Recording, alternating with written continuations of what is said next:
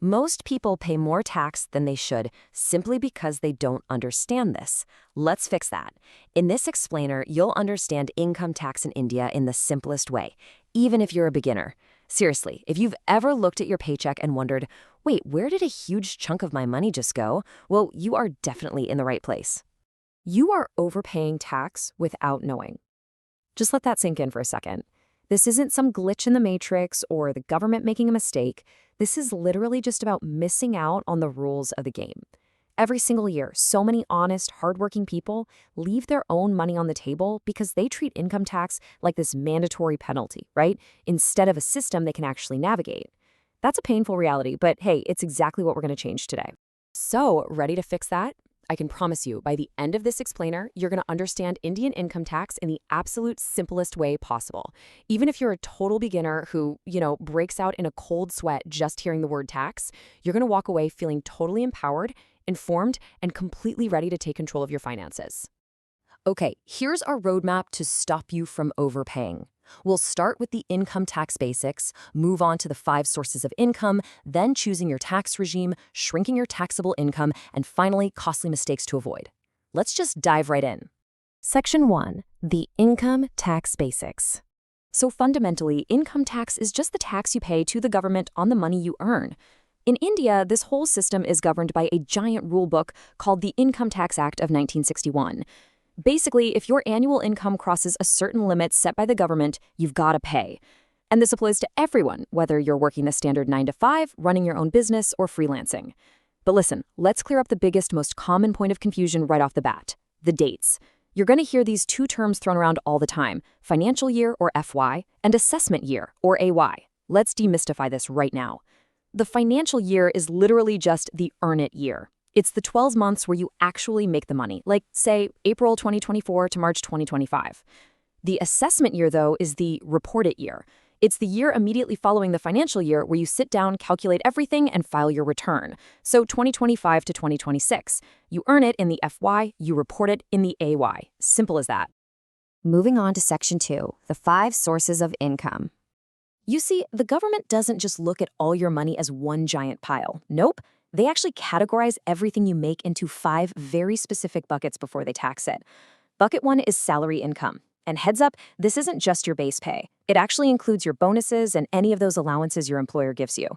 Bucket 2 is house property, which is basically just any rental income you get from a property you own. Third, we have business and profession. This is where your business profits or freelance gigs sit. Fourth is capital gains. Think of this as the profit you make from selling assets, stocks, mutual funds, or real estate. And finally, bucket 5 is other sources. This is kind of a catch-all for things like the interest you earn from your savings accounts or dividends from investments. As we're going through this, maybe start mentally mapping out exactly where your own earnings fit into these buckets. All right, Section 3, choosing your tax regime. Now, this is absolutely crucial. This is the ultimate fork in the road in the Indian tax landscape. And honestly, picking the wrong side here is exactly how people end up overpaying without even realizing it.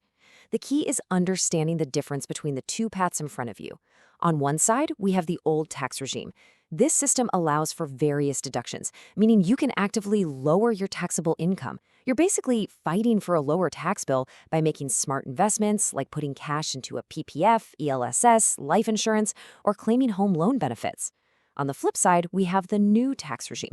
This one is way simpler. It gives you lower upfront tax rates, but the catch is it strips away almost all of those deductions. So you really have to decide, do you want to actively manage your investments to shrink your taxable income under the old regime, or do you just want straightforward, lower rates with fewer deductions under the new regime? But hey, regardless of the regime you choose, there's a fundamental concept you need to grasp about how the tax is actually applied. Let's say your annual income is 10 lakh rupees. A massive, massive misconception is that your entire 10 lakh is taxed at whatever your highest tax rate is. No way, that's not how it works at all. Tax is calculated based on income slabs. Think of these slabs like steps on a staircase. The first chunk of your income, that might not be taxed at all. The next chunk is taxed at a pretty low rate, and only the very highest portion of your income actually gets hit with the highest rate. Earning more pushes you into higher slabs, sure, but it is progressive. Next up, Section 4, shrinking your taxable income. Okay, now for the really fun part. If you chose the old tax regime, this is your optimization phase. This is where we use deductions. Think of deductions like totally legal cheat codes that reduce the actual amount of income the government is allowed to tax. By using them, you legally shrink your taxable income. The absolute undisputed king here is Section 80C. Under 80C, you can invest up to 1.5 lakh rupees in specific avenues, and boom, that entire amount is wiped right off your taxable income. So what are these avenues? We're talking about the Public Provident Fund, or PPF, the Employee Provident Fund, or EPF, equity-linked savings schemes, which are ELSS mutual funds, and life insurance premiums. Oh, and on top of that, you can even claim benefits on your home loan. Taking advantage of these deductions directly results in you paying less tax legally and efficiently. Before we move on to the biggest mistakes, we've got to clarify a super terrifying acronym for beginners. TDS, tax deducted at source. If you're salaried, this right here is exactly why your take-home paycheck is always smaller than your official on-paper salary. Your employer is actually legally required to deduct your estimated tax directly from your salary and send it to the government before they even pay you. It's essentially just an advance payment of your income tax. Annoying? Maybe, but that's how the system works. Which brings us to Section 5, costly mistakes to avoid. Now that we've got the tools, we need to talk about the traps. These are completely unforced errors that practically guarantee you're going to overpay your taxes or even get hit with penalties. Let's rapid fire through this what not to do checklist. Number 1, not filing your returns. Listen, even if your employer deducted TDS, you still absolutely must file your tax return to finalize everything and avoid some pretty heavy penalties. Number 2, ignoring deductions. If you're on the old regime and you aren't maxing out things like Section 80C, you are literally just volunteering to leave your hard-earned money on the table for the government to take. Why would you do that? And number 3, choosing the wrong tax regime. If you just default to a regime without actually doing the math on your specific situation, you are almost certainly losing money. So how do we counter those mistakes? Here is your simple, smart strategy.